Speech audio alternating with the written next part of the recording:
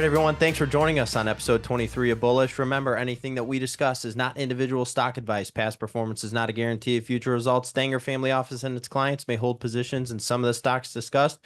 For a full disclosure, visit StangerFamilyOffice.com. You got the usual crew. I'm Sam Hardy, joined as always by Nick Stenger and producer. Oh, we are Stenger Family Office. For the past 43 years, it has been our mission to deliver clarity and confidence to help secure your financial future. Please be sure to like, subscribe, share the show, get the clarity, the confidence, the good news out there. Joining us today is a true entrepreneur in our industry and somebody who's a frequent contributor on CNBC and Fox Business. So Bill Baruch, welcome to Bullish. Thanks for having me on. I'm really excited about this. Yeah, so I'll do a quick bio here for you. You're the founder and president of Blue Line Futures, as well as Blue Line Capital and Blue Creek Capital. Correct. And started investment banking, quickly moved over to commodities. You were at Lind Waldock's at the, I probably mispronounced that, so apologies to them, but Chicago Board of Trade Office. They were bought by MF Global, and then shortly after that, you moved over as the chief market strategist at iiTRADER and founded Blue Line Futures in 2017. You're providing traders with consistent, reliable, and actionable research, and obviously a voice that we listen to often. And Bill is usually on CNBC and Fox Business. So welcome to the big leagues. You're now on Bullish, Bill. How does it feel? It's awesome. Really glad to be joining you guys. I'm really excited for this. So I saw you out at Future Proof, big conference for a lot of financial advisors, individual investors. And I couldn't remember, were you on the panel with Scott? And then I think Dan Ives was on the panel as well. Yeah, they did halftime from the back of the hotel overlooking the beach. It was a really nice, great setup. And that was a lot of fun. Really cool. Dan Ives was on there, Josh Brown. I mean, it was his festival. So that was really cool. And obviously Dan had the pink pants and the green shirt on. Yeah. And he did make a couple awesome comments at the conference about tech, about NVIDIA, about everything going on. And he's talked about that AI party. Are you in agreement on what's going on with tech? Are you in agreement what's going on with NVIDIA, AI, some of the cloud computing, all the quantum computing that's going on? Is it a fugazi, or is there something real going on too? I mean, I think this is real. I mean, I believe it's real. And, we've started to see, obviously we've been big holders of NVIDIA. And, I think what you're going to see is a rising tide lift all boats. I think there's been a lot of beneficiaries, but we're going to start to see the derivatives of that initial AI trade. I know everybody might be looking at the Mag 7 here in the last couple of months and, what have you done for me lately? But I love that sentiment too. And I think it's going to start to rev up a bit. You can start to see even more recently NVIDIA trading above 130, finishing the week above 130. So I think this party is just getting started, and we're going to start to see other participants join in as that money flows. Right now, all that money is flowing to NVIDIA. There's a lot of CapEx in there, but you're going to start to see other beneficiaries here soon. What are you seeing on the trading side? Where's the volume going right now? Are guys doing day trading only on this kind of stuff? Is there any long-term holds? What are the hedge funds doing? What are you seeing behind the scenes? Well, with that, what have you done for me lately? Going into earnings season, the Mag 7 and a lot of these AI participants, some of the big names, Microsoft, Alphabet, obviously NVIDIA, AMD, others, they haven't been performing. So you don't have that call option demand that was going into a lot of these earnings reports in the past. I think that's actually really, really good. It opens the door to upside surprises. So I'm actually really excited where other quarters, I'd say 2 out of 3 of, on average, the past quarters, you get a little nervous. Okay, is everybody already a little too bullish, or everybody loaded into call options? Even if they beat, what are they going to do? And I think this is a different landscape here because there's a little bit of pessimism around it, and I love seeing that. Do you have any concerns with the Google antitrust stuff going on? Do you think that unlocks more value long term, or is it really a big problem? I mean, the government keeps coming at these companies year after year. I'm not too concerned right now. And even if there is something here, it's going to take years to play out. I think Alphabet barely even finished down that day. Was it Wednesday or Thursday? So they're going to continue to come at him. Lena Khan, I mean, she's very aggressive, but really hasn't been successful in many of her endeavors. Yeah, and then Tesla. I think you mentioned Tesla, right? Big down day today, down 9%. Yeah. Tesla got crushed today, coming off of that robo-taxi event. I don't know if you watched it or anything. I've actually got for the people who hadn't seen it yet, don't worry, I gave some credit. We have the cyber cab as well as the cyber bus or van or whatever he's calling it. Not to mention, did you guys see the iRobot comparisons? because he had Optimus Yeah, there Optimus as was well. having a conversation with some guy. Did you see that video? Yeah. That's Yeah, insane. a lot of videos out there. Yeah. Is that AI? Did AI make that picture?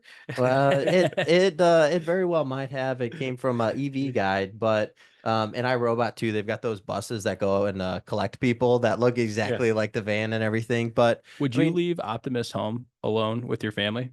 no, definitely Well, not. here's the thing about Optimus, though. He's cleaning the dish. He's doing the dishes. He's doing the laundry. He was checking IDs. I saw these in the video. Yeah, He's I did making see that. making drinks and checking IDs.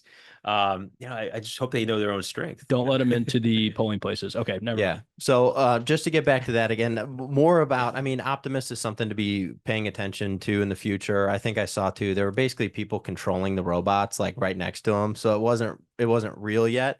But as far as Tesla goes, this kind of autonomous taxi feeling, I know it's a position you'd maybe trimmed recently. Do you still see the long-term play there as a data company kind of leading the way in some of these endeavors? Yeah, we did trim it. There was a lot of technical resistance up at 250. We've sort of throttled that position back and forth this year. I mean, today for myself, I bought call spreads. December 20th expiration, 250, 270 call spreads for about $5. I think it was just down a little much. There's a lot of support. Maybe we go down to 200. The other thing in portfolios, we have Tesla, but we actually have Uber weighted heavier than Tesla. So today we actually netted like 20 basis points on a positive overall portfolios in that with Uber finished up 11% on the day.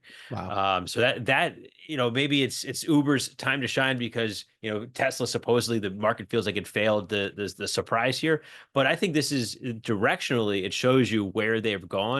And I also wonder, why did this robotaxi event come ahead of the earnings report?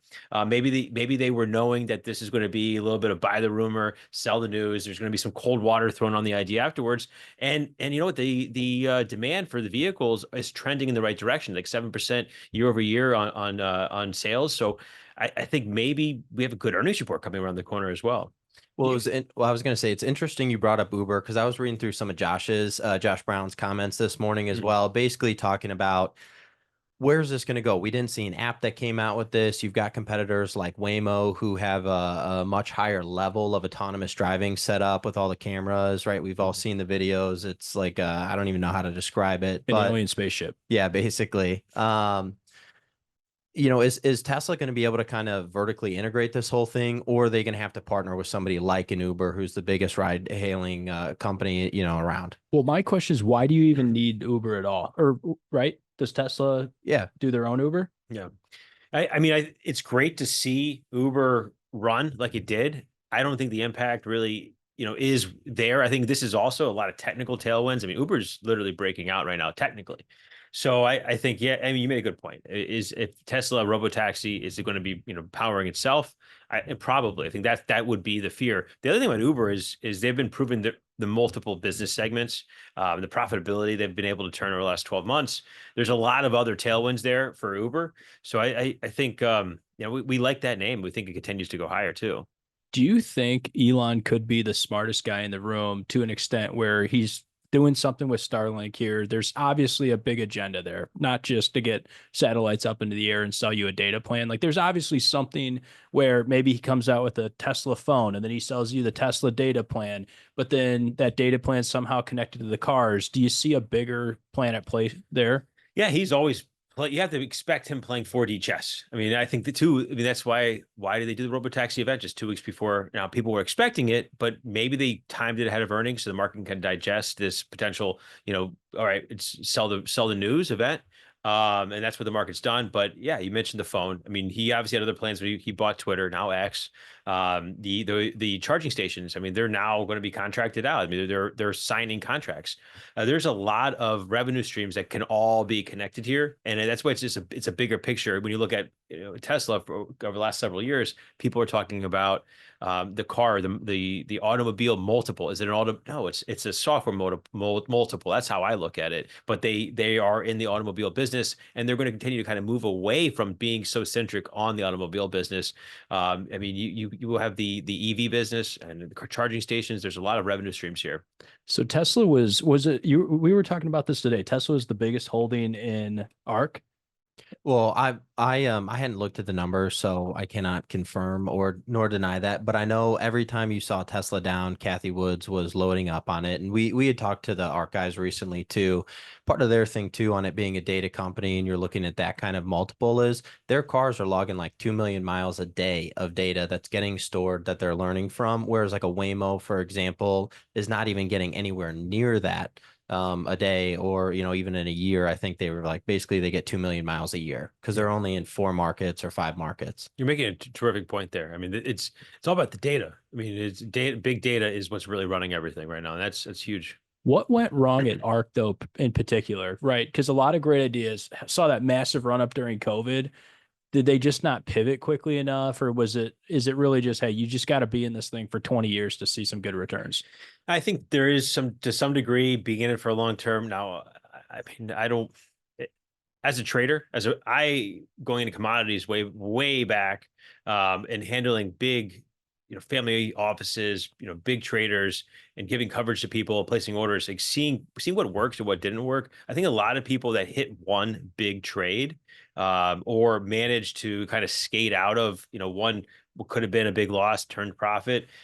It does start to incubate, a negative way, a bad way to actually manage a portfolio. Now, I'm not saying ARC has gone down that direction, but maybe they got too big too fast. The success that they had for one reason was too quickly, and it became the center of what they were doing, and maybe drove really the decisions that the company's making, the fund is making. So I think maybe as they continue to move away from that and going through these tough times, I mean, as a trader, yeah, I've had bad months. I mean, they're having a bad stretch, and you work through that. You grow. Those growing pains are important. But they just did it with several $billions. Is that the detriment of a fund when it gets too big? Do you think it almost like there's these funds that are so popular, they can attract so many dollars, they've got a great marketing strategy? Is that almost the kiss of death? You raise too many assets. Yeah, I mean, it definitely can be, and the structure that they have to work with can be tough. Money's always flowing in. They always have to be buying things. If money's flowing out, they always have to be adjusting. So it's almost they're working through the growing pains more than they are able to actually position and be aggressive. They're always sort of in this defensive mode. They're more worried about running a business than necessarily trying to get the returns they used to get when they were small. Absolutely. That's definitely something. And I mean, we're as a fund with like Blue Creek Capital, something smaller scale, but it's a commodity fund. And so we're into closing out our third year and having a successful year, and money's coming in, and that's something that's important. But getting that money to work is something we're also working through in large amounts now. So it's modeling that out. And, again, they were several $billions modeling that out. They have to adjust very, very quickly because it's on the go. Speaking of getting cash to work, you got the S&P, what we hit 5,800 points It was like today. 58.15 or something, I think, at the close. Do you still get money to work here if you're a long-term investor? What do you think? I mean, are we radically overvalued on the market today? I think you got to get money to work. We actually got money to work for clients today. It's, how are you getting it to work? People that sit new money, people that are moving money around, and it's the fourth quarter, right now. So people are having that plan. And I talked to a longtime client from my commodity fund that's also with us on the wealth side, and because I just kind of talk to him often, and he sent a large amount of money over. And hey, I'm getting 25% of this to work today. I don't know if the market's going to pull back. Hopefully, it does pull back 5%, 3%, and we'll be ready for it. But you know what? This is actually a very technically strong market right now, consolidating out above the previous highs. So we don't know if it's going to pull back, and we could run another 5-10%, and then you're sitting back, wait, I never got any of this cash to work. So we went through anybody that had given us cash in the past month that we hadn't gotten to work since the middle of September, and said we're getting 25% to work today because we're closing. This close today in the S&P is an official breakout. Yeah, I heard a great quote when a client asked you, is this a good time to invest in stocks? I heard somebody's response was the first best time to invest in stocks was 10 years ago, and the second best time is today. Yeah, absolutely. I mean, you can see what the stock market has proven, and there's even Charlie Munger had this in his book talk about biases, behavioral biases that kept people from trying to time the market, pulling out of the market, and so they ran a model that ran these behavioral biases over the market compared to just staying in the S&P over the last, say, 100 years. And it outperformed by 10x. 10x over that time. I mean, just so you're really leaving, money on the table. If you really, I mean, trying to time these, behavioral feelings and things like that. One thing I did want to talk about was gold. And feel free to loop any other commodities in that you'd like to talk about with that. But I get my gold from Risland Capital. I get mine from Costco, who's selling out every single day of those little 1 ounce bars. But like typically when you've seen gold perform well, right? There's some stresses, there are some things to be worried about. Right now, the S&P is up 22% and gold futures are up 29% year to date. So what's going on with that? Why have we seen this, run that we haven't seen since 2018 into COVID when there was actually stresses in the market? Yeah. I will say with Costco, has started platinum bars now.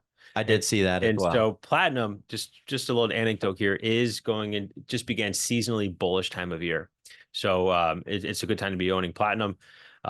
Which it hasn't had as strong of a year as No. like silver and gold per se, correct? No, it's been some of the industrial metals. I mean, see what copper's done more recently. It's come down pretty hard. So the industrial, headwinds have pulled down silver, and silver has really not caught up to gold's move. Although silver's still up, 20 some percent. Probably, I think actually at some point in the last week and a half, it was up more than gold on the year, but it doesn't feel like it because it's just a more volatile one. Now, the Fed is entered a rate cutting cycle. It was expected. So the question is, how much of this is front run for gold's move? But the reality is, on average, gold has averaged a 6% rise after the first Fed rate cut. And it can take in the first 30 days. So it can take a little bit of time to digest that, given that we may have front run it too. So I'm pretty upbeat about a strong finish to the year in gold. I am pretty upbeat that we will see gold higher. I like to elongate my timeline a little bit, but I mean, I'm thinking very micro. I think through the end of February, we're going to see gold much higher than this. I don't like price targets saying, "Oh, here's the price target of things," but this was a real generational breakout. I go back to 2011 when I was really involved deeply, just only commodities, and gold was the only thing I was trading, waiting for this sort of resurgence. It took a long time, but it's a very technically decade-long, I call it generational breakout here. A cup and handle, this thing rounded out really beautifully, and then built this like bull flag over the last couple of years since that COVID spike. And this breakout, I mean, it would tell you it's going to 28.90. So that I do have a target that I think that wave could pause a little bit from there, but I do expect to see this thing continue going.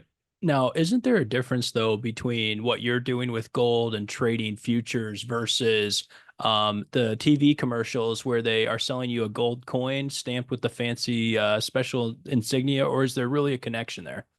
Well, they're charging the premium on that, and so if you want to hold the gold futures are really the it's not the exact cash because it's a future, and given that there's interest rates, and there's a cost of storage, there's the cost of carry, gold every month out every contract is a bit higher. And when the interest rates were zero, I mean the contracts were very thin one after the other. The futures contracts wasn't much difference. So people selling gold bars, silver bars, there's a premium on that. One of the things we do tell with a lot of clients, we put a lot of information on Kitco, my partners do. And one of the things we have a lot of people call in from places like that, and that are gold bugs, silver bugs, and they have a tremendous amount of physical silver and gold. One of the things we do tell them is, if silver goes to 50, which is what everybody believes, and I do believe it go to 40, 45 here in the near term, the day that it does, you're not going to be able to take roll your silver out of your house and take it to somebody on Sunday night and dump it. That's not going to happen. So it's nice having a futures account, and you can sell 1,000 ounces of silver and start to hedge your actual, because a lot of people, I mean, silver is something that people really do collect a lot of. Yeah, and so you brought up the Fed rate cuts. So cutting is typically bullish for commodities or metals, right? Yeah. So we're sitting at like 4.75 to 5% right now. Market expectations after the 50 bip, the surprise there in September is that we're going to have 2 more cuts in November and December. Would you agree with that sentiment? I watched and for those who haven't seen it, Bill puts out a great 1-minute video basically at the end of every day that gives a good summary. So I was watching your one last night, going over CPI was a little hot. We had payrolls that were, they were okay, but we just saw jobless claims spike on Thursday or yesterday. So do you think we see probably 25 bip cuts at each of those November and December Fed meetings, more or less? share your And I'll thoughts be there. shooting a video on the way home here today too. It's talking about how Yeah. great it was talking with you guys. The 85% probability right now, the CME Fed Watch tool, and it's 85% probability that two more cuts, basically an 85% probability they're going to cut in November and then in December. I think that's right on line. Atlanta Fed President Bostic did call for potential pause. He's not a voter right now, so I think it's you. I always call this Jekyll and Hyde. And you get some people, they communicate one way. So Fed Chair Powell was perceived a bit dovish. The obviously they cut 50 basis points. It was overall a dovish meeting.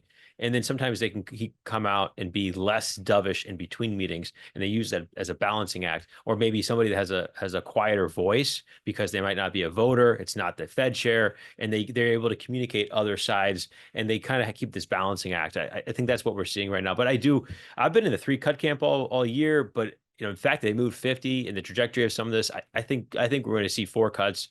I mean, the data wise, you mentioned is good for commodities to see the rate cuts. Now it's because commodities are priced in dollars. Typically, you're going to see rate cuts. The U.S. dollar is going to weaken, and that's going to favor the prices of commodities in dollars. And in the CPI report this week too, you had core goods. Core goods actually rose for the first time since February, and the second time since May of 23. And that's I think a harbinger of higher commodity prices. So I really like what we have potentially going on. Things like crude oil, aluminum, other commodities out there. I mean, agriculture markets have been really beaten down. And so I think a weaker dollar, it also makes it more advantageous for exports, for those that are importing our commodities like the grains. So I think that's going to be interesting to watch here in a few months. Do you think the Fed's cutting for political reasons partially, though, or do you think they really do see something troubling in the economy and they're saying, hey, we better get ahead of the labor market, or what do you think they're looking at here? I think it's easy to say and doubt their move after this last non-farm payroll report, but we know the payrolls have been wonky, and Bostic has even used the word janky. Things have been we can't trust the data. They've been revised. It's definitely the measurement, the BLS survey. I mean, a lot of immigration. I think that's had an impact. So I think they're actually, where the Fed has been so severely behind the curve, and they should have cut in July. Of course, they could have done something sooner, but I think they may be trying to avoid falling way too far behind the curve right now. And I think I don't think it's political. I think it was the proper move. Just jump in, get it done, because there's definitely some arguments out there that they should cut quicker and sooner to get closer to where inflation is now. You look at even a 4.5 or 4.75, and PCE is below 3%, core PCE. If they really want to cause a recession, you keep rates here with inflation down there, and that's going to cause a recession. Not to change gears too much here, but what do you think of the China trade past couple of weeks? I think it's here to stay. I would like to see continued communication from them and actually see evidence of what they mean. But I mean, it's should be something here to stay. I, as a manager, have said I don't need to own these, like the Babas, the JDDs in my portfolios in order to outperform. And you haven't. So I've stayed away from them. I've had clients, and it's been vindicated. I've had clients over the last couple of years say, hey, oh yeah, you see Baba, we don't, it's good value. It's gone down another 20 or 50%. We did today, we added EEM. MSCI Emerging Market Index. It's ahead of Taiwan Semiconductors earnings report next week, but you also get some of this exposure. It's a good way. Now it's not like an overexposure, but 1.5% slice, and just so we could feel that we are involved. This does shift, but again, one of the reasons I like that is we got to this. You had all the China news, and I have to believe that they're serious about this now, and I think that's why you want to be long. But also, we've had CPI and PPI here, and then the jobless claims rise. The dollar, I wouldn't be surprised to see some of these Asian emerging markets, China-centric names really have a good, solid week next week. So I think it remains to be seen, but I'm excited about it. Bill, you sent us some charts before the show. Sam, why don't you pull up some of those and we can roll through a couple of these. Bill, tell us what we're looking at here.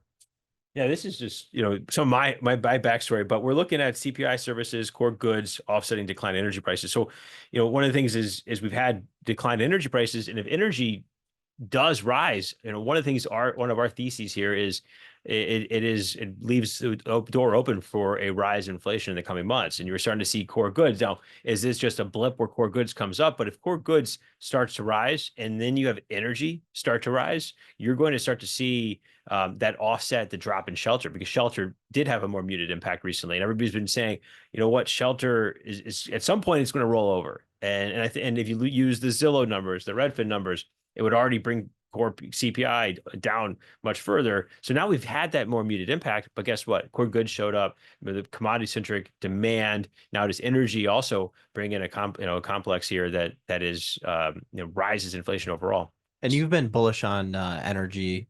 Like I know you were talking about Exxon the other day. It's one of your top 10 holdings. That's an area that you like to hold right now. Yeah. We're actually weighted 13% in energy, and Exxon has been, one of the names we've really continued to lean into. Right behind you on the bookshelf. There you go. It's technically broken out really well. I talked about buying some call spreads when I was on the halftime report earlier this week. When I go long call spreads and stuff like that, that's just something with myself personally. But we've continued to increase Exxon, and we leaned more into the refining space for the last couple of years. If you look at Marathon Petroleum, it's been a big holding of ours over the last couple of years. It's really outperformed. Now, we've been a little more patient with it as it's refining names have fallen off a bit as spreads have been a little bit made business tough. But we did switch out Marathon about a month ago with Exxon into our concentrated portfolio where we own no more than 10 names. So we really like Exxon right now. So with ExxonMobil or any of these oil companies that have actually done a good job, I think Darren Woods at Exxon's done a phenomenal job compared to the rest of his peers, right? And you look at Shell, you look at BP, those two dumpster fires over there. Do you look at any of the strategy in particular and say, you guys really have gone down this road of, we're not going to drill for oil and gas and all these different pushes from a political level? Do you have any concern that you could really continue to see some issues with BP and Shell? Or do you say now they're pivoting, they're saying, okay, we do have to refine oil and gas. We're not going to, we all want a cleaner world, but we're not going to go to carbon zero tomorrow. Yeah. How do you put that into your analysis here? Petroleum runs the world. And I think it was, I didn't come up with that. I wish I did. I think it was Energy Transfer. I picked that off I think it was a national championship football game a couple of years back. They ran an ad that kept running a bit. So it was a really cool ad. Petroleum runs the world. And if we're not, right now we have record production here in the US. And you know what? Prices are pretty stable. I think, one of my concerns from a landscape wise would be, does Saudi Arabia want to start to have more market share? So that's something we're keeping a close eye on. But what Exxon's done is really gather assets. Pioneer was a top 10 holding of ours for a while. We felt like once that bid came in, we waited a little bit, but it felt like that there wasn't much upside in Pioneer. So we got out of it, kind of looked around in other places. And at the end of the day, we just added Exxon. And at that time. And so it's, they've done a really terrific job gathering assets. They're also, from what we look at, is at the start of a declining a CapEx cycle, which is also going to be favorable. Awesome. Let's go to next chart here. Owen, if you don't mind pulling it up, what are we looking at here, Bill? Core CPI disinflation momentum stall. So this kind of goes back into that theory that we are in the lookout of, does inflation come back? And to tie gold into this, gold is a really good harbinger of inflation. You look at 2020, you mentioned that run up. Yes, they're printing money. Gold runs up, but money printing leads to inflation. So gold sort of sniffs out inflation and front runs it. And then when inflation is here and we have to tighten rates, the dollar rises, and you have to suppress inflation, that's what's crushed gold. So I think right now, you have this record run in gold, it's sniffing out maybe inflation coming back. So we really are on the lookout that. Now, I don't think we're not going to see 9% next year. Of course not. But I do think we're going to be in a time, maybe like a higher level of inflation. There's a battle between 2.5% and 4.5%. So I think there's going to be a resurgence sometime in the next 6 months. All right. And then let's go to the next one here. This is SOFR, the Fed path repricing. We saw is this the 3-month, Bill? Yeah. Okay. Yeah. So the 3-month dropped under 4 and now spiked right back up, most recently to 4.32%. Yeah. The rates, they're sniffing on inflation. They're telling you they're there. They're also, seeing that maybe they kind of overshot things. The data is not as bad. The city surprise index has continued to kind of beat. So, those recession fears that may have popped up in August and that maybe led to the Fed jumping and saying 50, which I regardless, I think the Fed did the right thing and they just got it done. They could have done 25 in July and 25 in August or 25 in September, but they made up for it. I do think that we're starting to see some of the rate markets and price that in as well. Which this next chart here, There you go. so U.S. economy trending stronger, which is kind of funny because it's almost like the opposite of what the Fed's doing. The Fed's cutting, but maybe they're not cutting because the economy is doing poorly. It looks like the economy is actually trending back up and doing actually pretty well here. Yeah, it's revving up. It's the Fed too.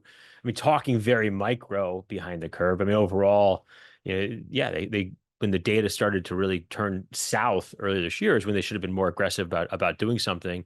And so, of course, very micro on that behind the curve, I would say. But yeah, they cut rates when things were bottoming out. Bill, wouldn't because the stock market's this forward-looking discounting mechanism. So wouldn't, if we thought a major downturn was coming, wouldn't the market already be down, pricing a lot of this in 20-30%? As a trader, what do you see the S&P do? Shouldn't we be down 30% if we think we're going to get this major recession? No, I mean, policies loose. I mean, there are real drivers, or policies loosening. There are real drivers here. I mean, growth has been at 3%, let's call it. I think that's there's a number of leadership within the market. There's not only been just outright leadership, there's been sort of a baton passing of names. I mean, the industrials have done really, really well. So I don't think that's the case. You're not going to see a massive fallout, a massive correction.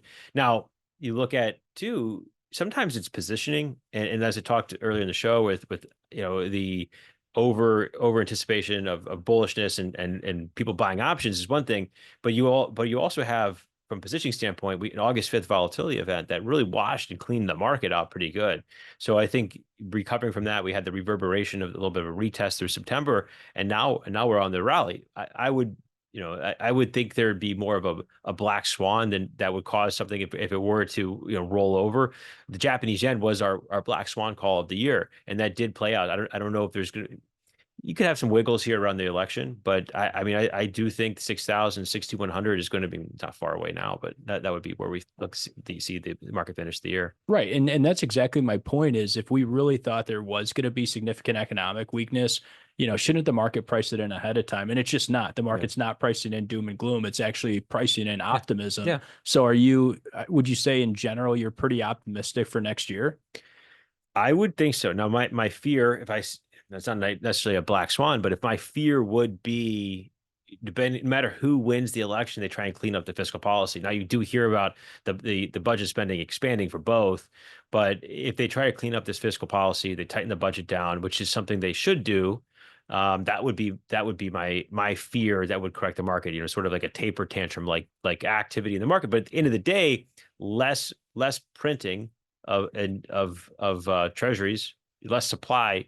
Rates are going to come down with that. They're not, so it's going to be an interesting, dynamic. I don't know if that's actually going to happen, but that would be sort of a surprise. What are you thinking on the election right now? And then let's get into this chart. But if you look at the most recent polls that have been coming out, Kamala had a nice little bump here when it first changed over from Biden to her.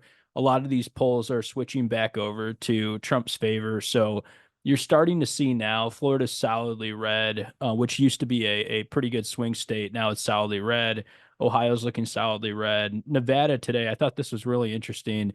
Trump up 6 points in Nevada. You've got Trump up 2 points here in Arizona, up solidly in Texas, solidly in Georgia.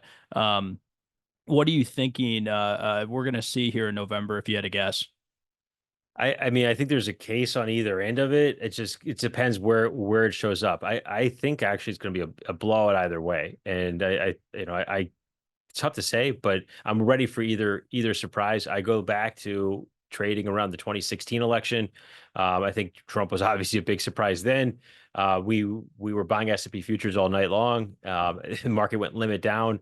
At that time, I was managing stuff for clients aggressively and giving coverage for people. So I called the group different groups of people I was working with and said, all right, get some sleep. Market can't go any lower at this point. And we obviously woke up to a nice surprise. So I think, tying it back to the market, usually there's going to be a relief, in the aftermath of the election. So I'm looking forward to that. Is it more a scenario of gridlock, or do you see it a blowout in terms of all Democrats in power, all Republicans in power? I don't see all Democrats in power in Congress. I think if anything, that could potentially lean Republican. It's tough to say, but I think whatever side wins the White House, it's really going to be whose side really showed up for voting, and then I think it could be a big landslide in either direction. So here's an interesting chart that you had sent us. Prior to Biden's withdrawal from the race, about half of voters said they would replace both Trump and Biden on the ballot if given the chance. So country's not divided at all, I would say. Yeah, so I mean, I think a lot of people say that, especially in commentary. A lot of people say, "Oh, I wish we just had two different candidates in here." And it's tough. I mean, people say Jamie Dimon, people say other kind of rally around, rally around an idea. But it's always the grass is greener on the other side too, and it's a tough job. I mean, these people, you see these guys step in there, they age pretty heavily, pretty quickly. Well, the VP debate was very civil compared to the presidential debate. So I think some people were like, hey, let's just slap these two guys together on a ticket and see how things go. I heard a lot about that. Yeah, that was interesting. It's a tricky job. We have 330 million people, and you still can't get anyone who actually really wants to do it, who's qualified. So yeah. Yeah, and so this is the betting markets, right? Not just polls, it's actual dollars, to what you think is going to happen. Yeah, this is at the poly market, so I guess it's betting market there. Yeah, it's showing the Trump in the lead. I think after this, just from what's you hear some negativity around the way Harris kind of tried to take some credit with the Florida cleanup, with the hurricane coming through, the next one coming through. DeSantis was on TV yesterday on CNBC, great interview. So I think it may have hurt her a bit more. We still haven't heard a lot about policy from her, just to, that she's coming from middle class family and things like that. So that's really and she wants to be unburdened by what has been. Yeah. Well, all I know is we can't take another 4 years of this, according to Tim Walz. So yeah, exactly. And now she on Good Morning America, or one of those morning talk shows, she tied herself to Biden for, I've been the vice president for the last 3.5 years. Everything that happened, I was a part of. So she's kind of changed her tune. It'll be fun. It's less than a month away now. So can't wait. All right. This one is widens divergence on record. Republicans believe current economic conditions are below great financial crisis levels, GFC levels, while Democrats believe conditions are much better. So that's a very interesting chart. Yeah, this is University of Michigan, and I write research each morning, kind of very, actionable stuff, and I've been known to call the U of M survey very politically motivated on both sides. Mm-hmm. So you get a big swing. You have to be expected that. I think the markets sort of anticipate that too, but it's a very politically motivated survey. And if Republicans are in the office, and the conditions, you're getting closer to election season, you're going to see, you could breaks down, what party is voting on this. And it's very opposite, big divergences within that survey. All right, this is an interesting one, just basically saying kind of what we all know is we as a country continue to get more divided. The left and the right continue to get further and further apart. Thanks to Twitter, probably. Yeah, I don't get any of my news from Twitter, X, whatever you want to call it. I'm strictly a CNN guy.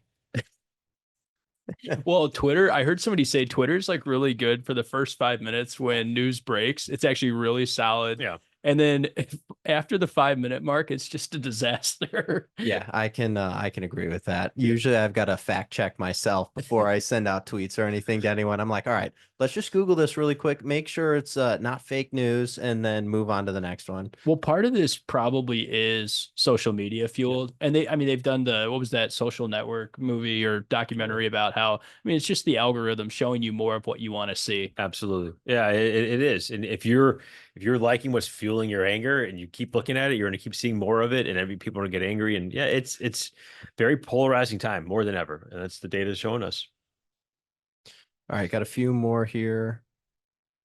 heading into 2024, percentage of Americans identifying as traditional partisan voters is its lowest in 20 years. So it's basically, I mean, what is it? You definitely don't want the other side to get elected, so you have to identify with the other. We're not going to Well, get a bunch of RFK Jr. voters in the middle now. no, I mean what it's saying, right, is it's the highest number of independent voters in 20 years. So people are just, they don't love probably don't love their candidate Yeah, options. there's not a commitment. There's Yeah. not a commitment to either side. They're frustrated. The country's frustrated. Obviously, you can look at, they're not happy right now with their situation. They may have been Democratic. They may have been, voting liberal, and they're not happy with the inflation that's hit them. They're not happy with what government's doing for them. They could have been Republican. They may not be happy with what Trump is saying out there, with things that the media is talking about him, and what he keeps, kind of a little all over the place a lot of the time too. So there's very polarizing time, but maybe no one wants to really identify with either side, and it shows you that they don't like their candidates. Well, what's super interesting about what's going on right now is people, when you ask them, how are things going in the economy? What's your assessment? Just our clients, people you talk to, they're generally like, things are not good because my eggs cost more than ever, my gas costs more than ever, my milk costs more than ever, my Costco blueberries, now it's $600 to walk out of Costco successfully. So obviously consumers, we all think about levels of prices, not price changes. And we were talking to Dr. Siegel about this a couple of weeks ago, how economists look at inflation as percentage changes, consumers look at it as price levels. Yeah. So while inflation's slowing on a percentage basis, we're not actually seeing a decrease in the Costco bill. So then at the same time, you ask those very people, but are your assets at all-time highs? Yes. Are your 401ks at all-time highs? Yes. Is your house worth more than ever before? Yes. A factor of M2 money supply. Yeah, my wife is at Costco right now. Perfect. Okay. So you're waiting I'll for let you the know. text. Do you want to know how big the bill was this week? How big the bill was. I think she's looking at Halloween costumes there too. They got it all these They days. got all the Christmas stuff out too. I've been hearing you talk about that. So all your holiday needs. Yeah, yeah. Let's see how bad it is. All right. What do we have here, Bill?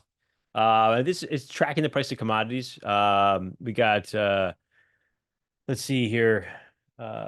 Coffee, big move. The softs have really, and a lot of the softs have had these big moves. We've caught some coffee in our commodity fund this year. Big moves really affecting weather. And I mean, you see these hurricanes now. It's been a big weather year, whether it's impacting commodities directly in foreign nations, impacting here potentially. There's some news that the cotton crop was hurt with the most recent one. We're along some cotton calls, but it hasn't come to fruition. It hasn't really moved much. It's just highlighting, what commodities have done throughout the year. Natural gas has continued to be beat up. The agricultures here in the U.S., corn, wheat, soybeans have had a really, really tough year. So it's highlighting some of those hard commodities. Metals are not on there, but some, what the here we go. Yeah, and I was gonna say metals are next. Yeah, we like to look at the metals, kind of really highlight it all out there themselves. Gold and silver have done terrific. I mean, copper was, I think there was a big sentiment shift that got really super bullish on copper earlier this year. You had China, a lot of the producers were they the actual hard supply, that the raw copper wasn't there to refine, so there was a supply disruption there. So they turned off, the refiners turned off, and the copper rallied basically $1 in a very short period of time. It's come in, and but because at the end of the day, some of these are industrial commodities that haven't performed because the global economy, the Fed is cutting for a reason. There's been looser policy from other central banks for a reason, and that really does show up in some of these industrial commodities. So, Sam, you usually get the call halfway through the show from your wife. I actually, for the first time ever, just got it from my wife. So I saw meme of the week. Do you want to maybe start wrapping up on that? Yeah, so we can hit this, and then Nick, I know, has a question lined up at the very end that he asks all of the guests, so I won't steal that from him. But just going back to kind of the AI play and where we're seeing things, this is actually a comeback. We haven't covered it in a few episodes, but do you watch Harry Potter movies back in the day? I have not seen them. Sorry. Okay, all right. So then maybe this is the wrong meme for you, but basically he writes into this book that has nothing in it, and then it like gives him information back, and it leads him down this dark path, whatever. But hello, Harry Potter. My name is ChatGTP. So maybe this is the original to that. Do we continue to see like the pipes and wires of AI leading the charge with NVIDIA and some of the other names? Or are we going to start to see kind of a breakout into the actual implementation of AI, and those are going to start kind of outperforming? Yeah, let's start with where some of my doubts are right now. Software is, we were not very heavy on software. I mean, we own CrowdStrike, and we did own Oracle. Oracle kind of got a little ahead of itself. I mean, it's not straight software. I mean, they're making it on the hardware side, or the database side, data center side. I think one of my fears would be, AI makes it too easy for software duplication. Adobe was a favorite name of ours for a while. We cut that in that type of fear. I think we're still on the picks and shovels side of AI for a little bit. I mean, NVIDIA, the spending is still going to NVIDIA. You got the Blackwell chip coming here soon. That's going to continue to keep CapEx going. You're seeing the continued improvements. The improvements are going to extrapolate over the next year largely. Names like Micron, I really like, and I mean, it's a very volatile name, but high bandwidth memory. I mean, it's more power efficient to use their chips, their memory, and involve that into what NVIDIA is. And so names like Micron, I think there's different sort of derivatives that aren't the full derivatives. Dell is one that we think is going to continue to perform better. It is still fairly cheap. So there's some really good, interesting ways to play it. Awesome. Bill, last closing question for you. We do have the crystal ball in front of you. The show is called Bullish. Please look into the crystal ball for us. Tell us, number one, are you still bullish? And next 18 months, where do you see the S&P 500? I'm bullish, yes. And I think, 67, 6,800 to finish out. That's not a target, but I think if you look out, and that's not asking for Write much. that down. Yeah. 6,700. And it's not a year-end target, but I think as we get a bullish wave out of this, whether it's consolidation at the end of the year, consolidation out of the election, or a bullish wave that starts from the election, I look in waves. And so I think the first half of next year, as we get a nice wave, I think got to look at 67, 6,800. That's an area that I think the market can get to. Awesome. Thanks so much for being on. Bill Baruch, go check him out on CNBC, Fox Business. He's all over the place. He does is it a daily video you do now as well? Yeah. Yeah. Check out the daily video. Sam and I love watching those. And on X, on Twitter, contributing to the good side of Twitter, not the bad side. And Bill, thanks for being with us. If you're watching on YouTube, Apple, or Spotify, subscribe to the show. It helps us out. The only way we get guests like Bill, which is another all-star guest on Bullish, the only way is by you subscribing, sharing the show with your friends and family. So thank you for doing that. If you've already hit the subscribe button, thank you very much. But if not, make sure you do that so we can keep getting awesome guests like Bill on Bullish. Thanks for being here. We'll see you next time.